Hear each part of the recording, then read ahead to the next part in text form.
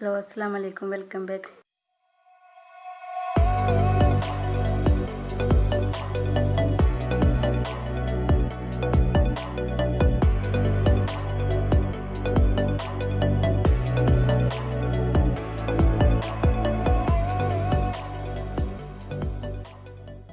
ഞാനിന്ന് ഉണ്ടാക്കാൻ പോകുന്നത് ചിക്കൻ റോസ്റ്റ് വിത്ത് ഗീ റൈസാണ്.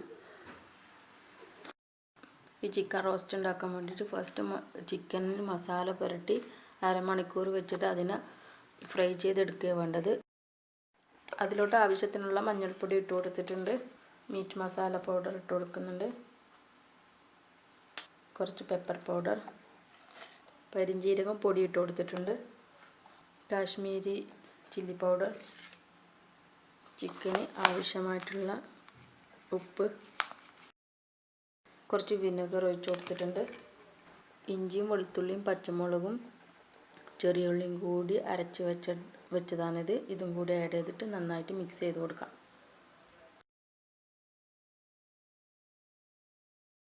ഇത് നന്നായിട്ട് മിക്സ് ചെയ്ത് ഹാഫ് ആൻ അവർ ഒന്ന് റെസ്റ്റ് ചെയ്യാൻ വെക്കാം. അതിനുശേഷം നമുക്കിതിനെ ഫ്രൈ ചെയ്തിട്ടെടുക്കാം. ചിക്കനിൽ മസാല പിടിപ്പിച്ച് വെച്ചിട്ടുണ്ട്. ഇനി ഇത് ഹാഫ് ആൻ അവർ നമുക്ക് റെസ്റ്റ് ചെയ്യാൻ വെക്കാം. അതിനുശേഷം ഇതിനെ നന്നായിട്ട് ഫ്രൈ ചെയ്തെടുക്കാം. നമുക്കിനി ആ ചിക്കൻ ഫ്രൈ ചെയ്തെടുക്കാം. ഫ്രൈ ചെയ്യാൻ വേണ്ടിയിട്ട് സൺഫ്ലവർ ഓയിലാണ് ഞാൻ യൂസ് ചെയ്തിട്ടുള്ളത്. ഓയിൽ ഒഴിച്ച് കൊടുക്കാം. ഓയിൽ ചൂടായതിനു ശേഷം ചിക്കൻ ഇട്ട് ഫ്രൈ ചെയ്തെടുക്കാം.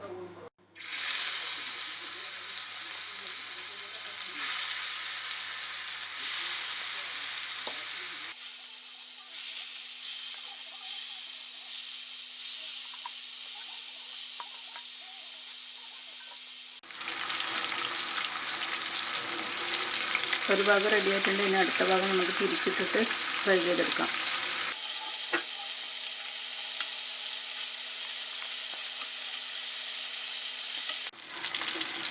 ചിക്കന് ഹാഫ് വേവ് ആയിട്ടുണ്ട്. ഇനി നമുക്ക് ഇതിനെ മാറ്റി വെക്കാം.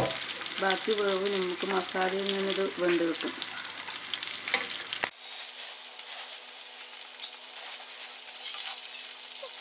ഇനി മസാല ഉണ്ടാക്കാൻ വേണ്ടിയിട്ട് നമുക്ക് ആ സെയിം ഓയിൽ തന്നെ ഒഴിക്കാം. ഫ്രൈ ചെയ്ത ഓയിൽ തന്നെ ഒഴിച്ച് കൊടുക്കാം. എണ്ണ ചൂടായിട്ടുണ്ട്, അതിലോട്ട് ഒന്നിനെ ഇട്ട് കൊടുക്കാം.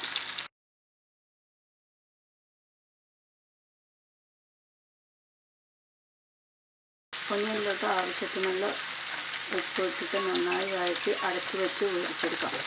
ഉള്ളി റെഡി ആയിട്ടുണ്ട്. ഇതിലോട്ട് ചെറിയുള്ളിയും പച്ചമുളകും ഇഞ്ചിയും വെളുത്തുള്ളിയും കൂടിയിട്ട് അരച്ചെടുത്ത പേസ്റ്റ് നമുക്ക് ഇതിലോട്ട് ഇട്ട് കൊടുക്കാം.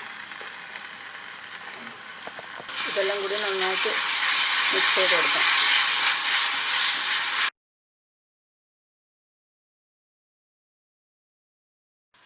പിന്നെ ഇതിലോട്ട് ആവശ്യത്തിനുള്ള മഞ്ഞൾപ്പൊടി ഇട്ട് കൊടുക്കാം. എന്നിട്ട് നന്നായി വഴറ്റി കൊടുക്കാം.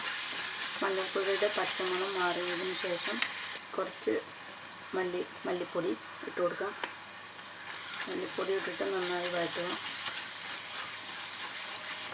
കുറച്ച് കാശ്മീരി മുളക് പൊടി ഇട്ട് കൊടുക്കുന്നുണ്ട്, പെപ്പർ പൗഡർ, പെരിഞ്ജീരകം പൊടിച്ച പൊടി,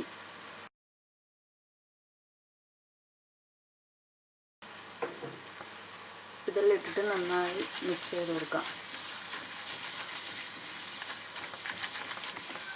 പിന്നെ ഇതിലോട്ട് തക്കാളി ഇട്ട് കൊടുക്കുന്നുണ്ട്. തക്കാളി ഇട്ടിട്ട് നന്നായി വഴറ്റി അടച്ച് വെച്ച് വേവിച്ചെടുക്കാം.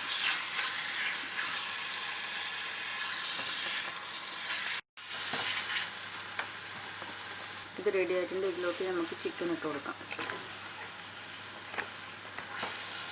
ചിക്കൻ ഇട്ടിട്ട് അടച്ച് വെച്ചിട്ട് ഒന്നും കൂടി വേവിച്ചെടുക്കാം. നമുക്കിത് റെഡിയായെന്ന് ചെക്ക് ചെയ്യാം. ഇത് റെഡി ആയിട്ടുണ്ട്. എണ്ണയെല്ലാം എല്ലാ സൈഡിലും തെളിഞ്ഞ് വന്നിട്ടുണ്ട്. ഇനി ഇതിലോട്ട് നമുക്ക് ഫ്രൈ ചെയ്ത് വെച്ച ഫ്രൈഡ് ഓനിയൻ ഇട്ട് കൊടുക്കാം.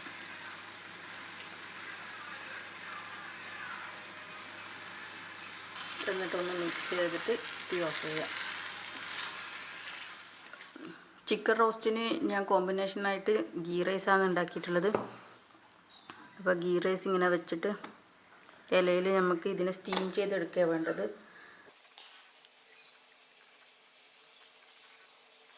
ജീരകശാല റൈസാണ് ഇതിന് ഈ ഗീ റൈസ് ഉണ്ടാക്കാൻ യൂസ് ചെയ്തിട്ടുള്ളത്. നമ്മൾ ഉണ്ടാക്കിയ ചിക്കൻ റോസ്റ്റ് ഇതിൻ്റെ സെൻറ്ററിൽ വെച്ചിട്ട് നമുക്കിതിനെ സ്റ്റീം ചെയ്തിട്ടെടുക്കാം.